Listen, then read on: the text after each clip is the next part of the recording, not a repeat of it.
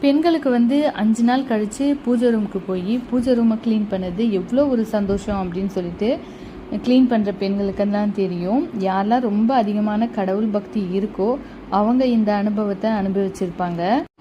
என்னதான் அதிகமான வேலை பூஜை ரூமில் இருந்தாலும் ஒரு நாள் ஃபுல்லாக டைம் போகும் பூஜை ரூம் க்ளீன் பண்ண. இருந்தாலும் அந்த க்ளீனிங் பார்த்தீங்கன்னா ஒரு சுகமான அனுபவமாக தான் அமையும். எனக்கெல்லாம் பார்த்தீங்கன்னா வீட்டில் இருக்கிற மற்ற வேலை செய்ய சோம்பேறித்தனம் இருந்தாலும் கொஞ்சம் வேலை செய்ய கடுப்பாக இருந்தாலும் ஆனால் இந்த பூஜை ரூம் க்ளீனிங் பண்ணும்போது மட்டும் ரொம்ப ஒரு சந்தோஷமாகவும் சுறுசுறுப்பாகவும் ஆயிடுவேன். அது மட்டும் இல்லாமல் இது வரைக்கும் பூஜை ரூமை க்ளீன் பண்ணணுமே அப்படின்னு சொல்லிட்டு நான் நினச்சி பார்த்ததே இல்லை. பூஜை ரூம் க்ளீன் பண்ணனாலே எனக்கு ரொம்பவே சந்தோஷமாக தான் இருக்கும். யாரெல்லாம் இதை அனுபவிச்சிருக்கீங்க அப்படின்னு சொல்லிட்டு மறக்காம கீழே கமெண்ட்ஸில் சொல்லுங்கள்.